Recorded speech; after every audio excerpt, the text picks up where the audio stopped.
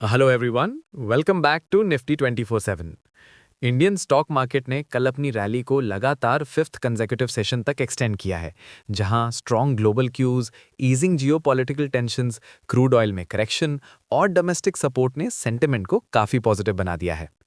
लेकिन क्या ये मोमेंटम आगे भी कंटिन्यू करेगा? चलिए समझते हैं। इस वीडियो में हम कल के सारे की डेवलपमेंट्स को डिटेल में एनालाइज करेंगे, from global markets to RBI policy, IPO activity, startup funding, institutional activity and stock specific triggers. अगर कल के मार्केट परफॉर्मेंस को डिटेल में समझें तो क्लियरली एक स्ट्रॉन्ग बुलिश मोमेंटम बिल्ड होता हुआ दिखा। इंडियन इक्विटी मार्केट्स ने लगातार फिफ्थ कंसेक्यूटिव सेशन में गेन्स रिकॉर्ड किए हैं और इस रैली का स्केल भी काफ़ी सिग्निफिकेंट रहा है। लेटेस्ट सेशन में निफ्टी 50 ने अराउंड 23,997 के लेवल पे क्लोज किया, ऑलमोस्ट 24,000 के नियर।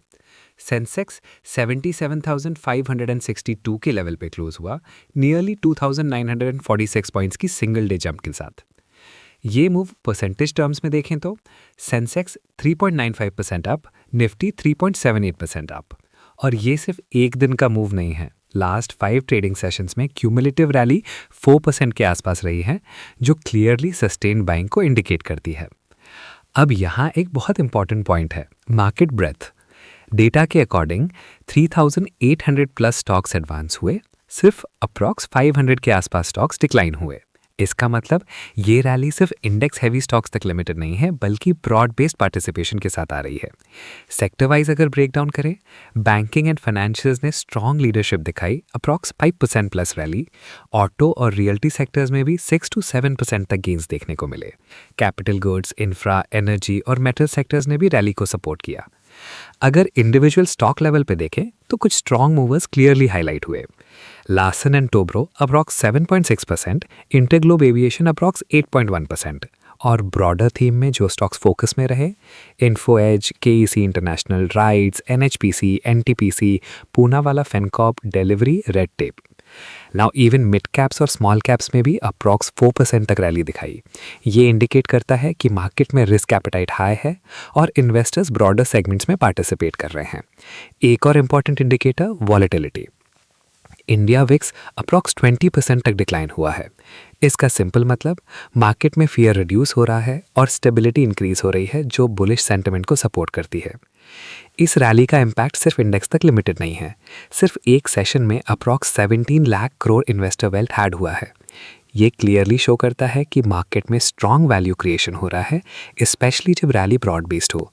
अगर इस पूरे मूव को समराइज करें, ये rally short covering plus fresh institutional buying plus global support तीनों का कॉम्बिनेशन है।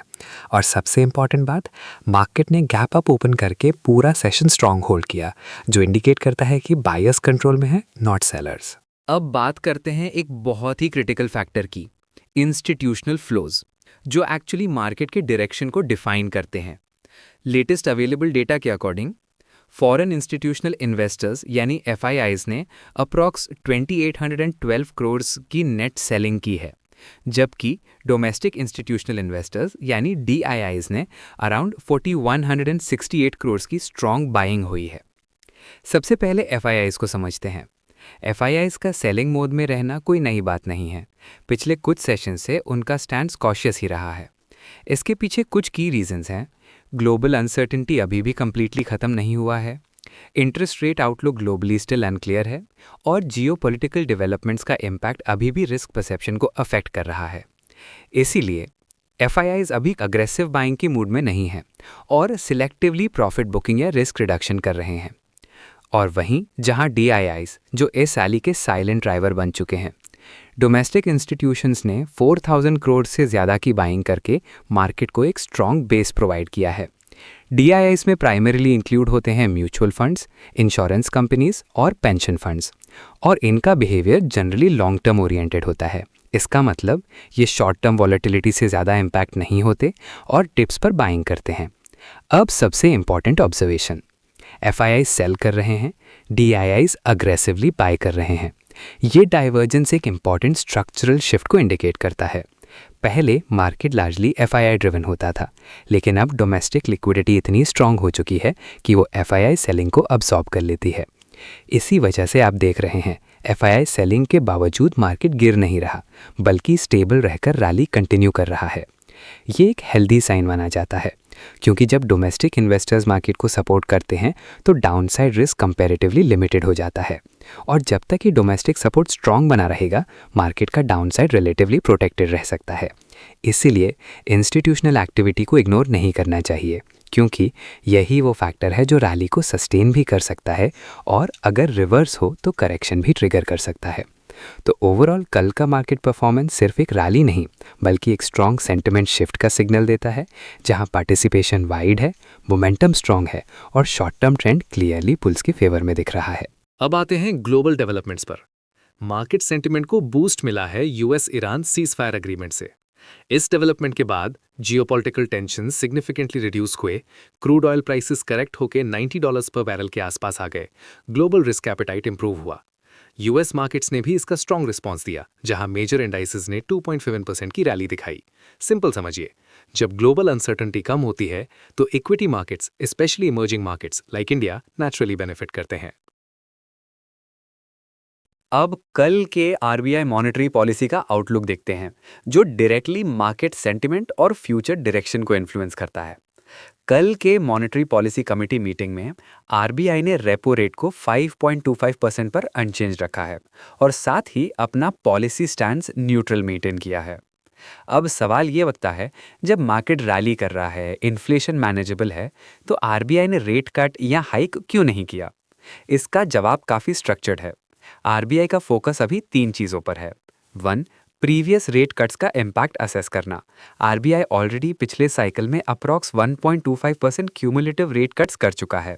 अब वो देखना चाहता है कि उनका रियल इम्पैक्ट इकोनॉमी पर क्या पड़ रहा है, मतलब पॉलिसी ट्रांसमिशन को टाइम दिया जा रहा है।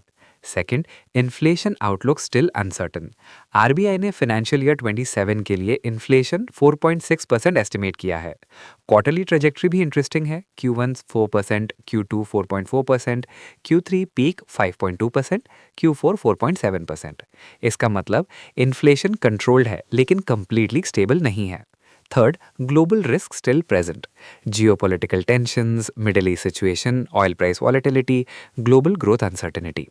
आरबीआई क्लियरली प्रीमैच्योर डिसीजन नहीं लेना चाहता। आरबीआई का स्टैंस न्यूट्रल है, और ये बहुत इंपॉर्टेंट वर्ड है। न्यूट्रल स्टैंस का मतलब आरबीआई फ्यूचर में रेट हाइक भी कर सकता है और रेट कट भी कर सकता है। सब कुछ डिपेंड करेगा इन्फ्लेशन डेटा पर, ग्रोथ मोमेंटम पर, ग्लोबल कंडीशंस पर। सिंपल लैंग्वेज में आरबीआई अभी किसी एक डायरेक्शन में कमिट नहीं कर रहा। एक और इम्पॉर्टेंट चीज़ जो आरबीआई एक्टिवली यूज़ कर रहा है, वो है लिक्विडिटी मैनेजमेंट। रीसेंट डेटा के अकॉर्डिंग बैंकिंग सिस्टम में लिक्विडिटी सरप्लस 4 लाख करोड़ से ज़्यादा रहा। इस वजह से short term interest rates repo rate से नीचे आ गए। इसका मतलब without officially cutting rates, RBI indirectly system को ईजी लिक्विडिटी प्रोवाइड कर रहा है। इसको मार्केट लैंग्वेज में कहते हैं स्टेल्थ ईजिंग। अब सबसे इंपॉर्टेंट क्वेश्चन, आगे क्या एक्सपेक्ट करना चाहिए? करंट सिग्नल्स के बेसिस पर immediate rate cut unlikely, rate hike also unlikely unless inflation spikes. Most probable scenario, extended pause.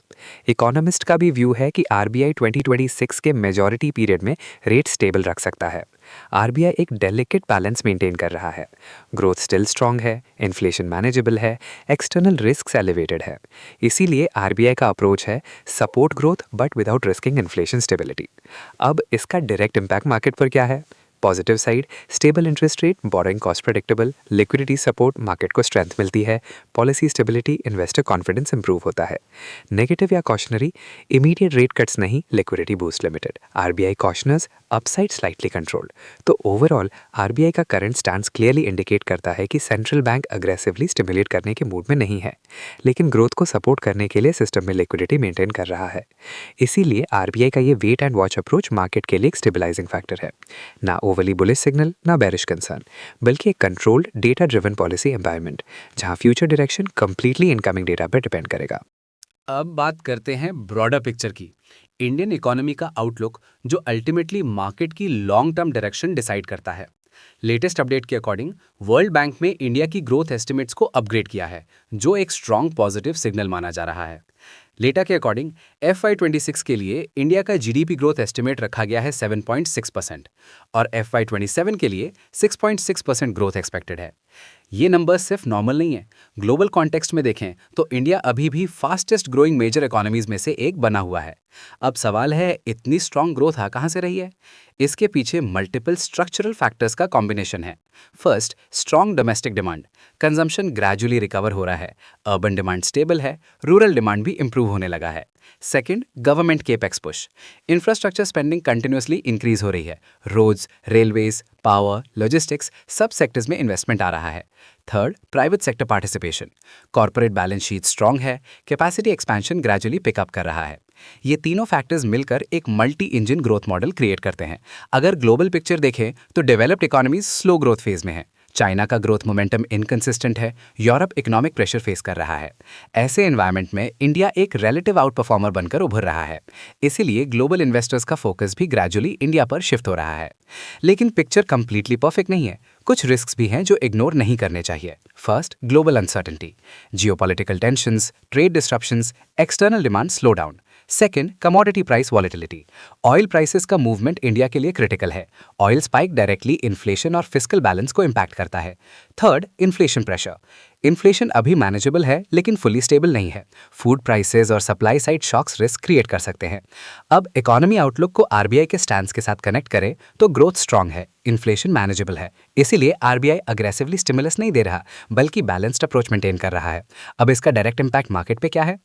Positive side, strong GDP growth corporate earning support करता है, investment cycle sectoral growth opportunities देता है, global positioning foreign interest long term में improve होता है। Caution side, global risk volatility create कर सकते हैं, पॉलिसी कॉशन अपसाइड थोड़ा ग्रेजुअल हो सकता है। तो ओवरऑल इंडियन इकोनॉमी एक स्ट्रांग ग्रोथ ट्रेजेक्टरी पर है जहां फंडामेंटल सपोर्टिव है और long term outlook clearly positive दिख रहा है। इसीलिए शॉर्ट टर्म वॉलेटिलिटी के बावजूद इंडिया की मैक्रो स्टोरी इंटैक्ट है और यही वो फाउंडेशन है जो मार्केट्स को लॉन्ग टर्म में स्ट्रेंथ प्रोवाइड करता है। नाउ स्टार्टअप इकोसिस्टम की बात करते हैं जहां काफी इंटरेस्टिंग डेवलपमेंट्स आए हैं।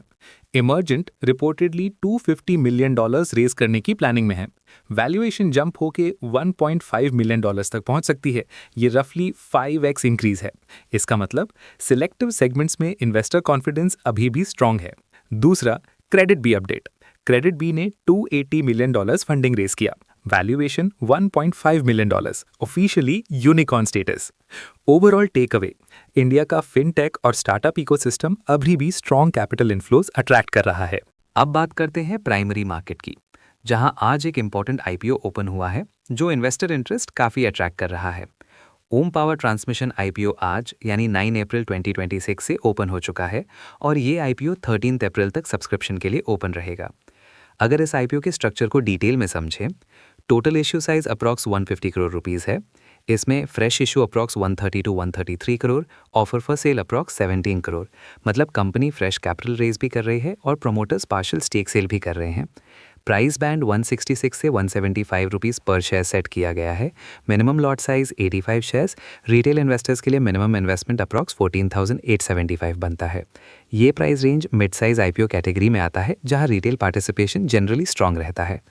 IPO opening date 9 April 2026, IPO closing date 13 April 26. Allotment expected on 15th April 2026, listing date 17th April 2026 on both NSE and BSE.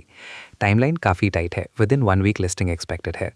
अब थोड़ा कंपनी को समझना भी ज़रूरी है। ओम पावर ट्रांसमिशन एक APC कंपनी है जो primarily power transmission infrastructure projects पर काम करती है। High voltage transmission lines, substations, underground cabling projects. Simple words में ये कंपनी इंडिया के पावर इंफ्रास्ट्रक्चर बिल्ड आउट का पार्ट है।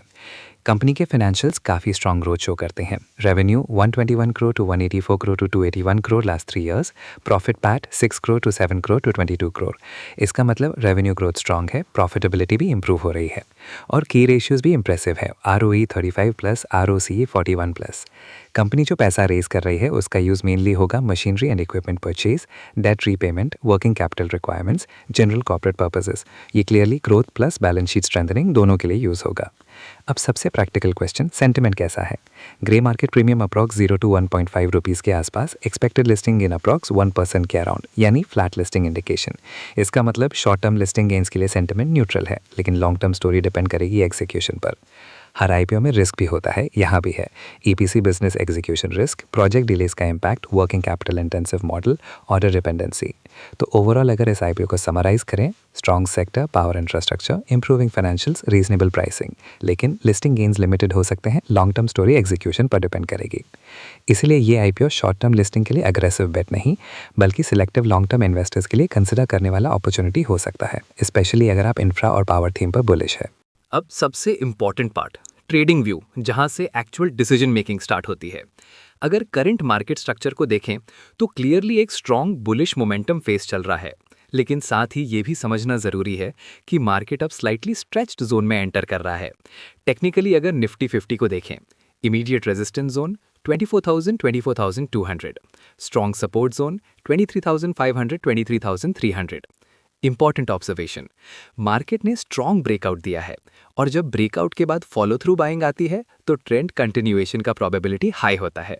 लेकिन करंट रैली के बाद शॉर्ट टर्म कंसोलिडेशन या माइल्ड प्रॉफिट बुकिंग भी आ सकती है। फाइनेंशियल सेक्टर इस रैली का बैकबोन रहा है।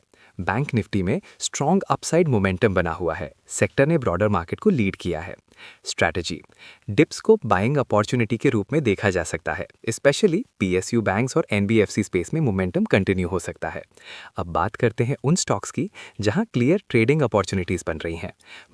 Union Bank of India, CMP around 185, stock ने 163-183 रेंज से ब्रेकआउट दिया है। Indicators RSI strong, DI plus bullish crossover. Trading view, fresh bullish phase start हो चुका है, डिप्स बाइंग अपॉर्चुनिटी हो सकते हैं। Manappuram finance, financial momentum play, gold finance stocks generally bullish phase में आउट परफॉर्म करते हैं। View, momentum based buying possible, volatility high रह सकती है, strict stop loss required. Polycab India, infra plus capex theme का direct play, strong structural story. View, breakout continuation possible, medium term positional trade भी consider किया जा सकता है। Titan company, consumption plus premium segment stock, rally के बाद consolidation phase आ सकता है। View, immediate aggressive entry avoid करें, डिप्स पर एक्यूमुलेशन बेटर रहेगा। Indus towers, telecom infra theme gaining traction. View, gradual upside possible, positional traders के लिए सूटेबल। अब सबसे इंपॉर्टेंट, अप्रोच क्या होनी चाहिए? Current market condition, trend bullish, momentum strong, risk short term overbought. What to do, dips पर buying strategy adopt करें, strong sectors पर फोकस करें, financials, infrastructure, power, breakout stocks में सिलेक्टिव एंट्री करें। व्हाट टू अवॉइड, रैली के peak पर aggressive buying, over leveraging, weak stocks में entry. तो ओवरऑल करंट मार्केट एक मोमेंटम ड्रिवन बुलिश फेज में है, लेकिन यहाँ स्मार्ट ट्रेडिंग का मतलब है ट्रेंड के साथ चलना, लेकिन डिसिप्लिन के साथ। इसलिए इस मार्केट में अपॉर्चुनिटी भी है और रिस्क भी, और जो ट्रेडर इन दोनों को बैलेंस करेगा वही कंसिस्टेंट प्रॉफिट जनरेट कर पाएगा। तो दोस्तों, ये था कल का डिटेल्ड ओवरव्यू एंड आज के पॉसिबल व्यू साथ ही कंप्लीट मार्केट और इकोनॉमी ब्रेकडाउन, डेटा के साथ, क्लैरिटी के साथ और एक स्ट्रक्चर्ड अप्रोच के साथ। कल के सेशन ने क्लियरली एक सिग्नल दिया है कि मोमेंटम स्ट्रांग है, लेकिन साथ ही डिसिप्लिन भी उतना ही जरूरी है। अगर आपको ऐसे ही डिटेल्ड और मीनिंगफुल अपडेट्स पसंद आते हैं तो वीडियो को लाइक करें, चैनल को सब्सक्राइब करें और बेल आइकन प्रेस करना बिल्कुल ना भूलें। मैं मिलता हूं आपसे नेक्स्ट अपडेट में। तब तक stay informed, stay disciplined and invest wisely.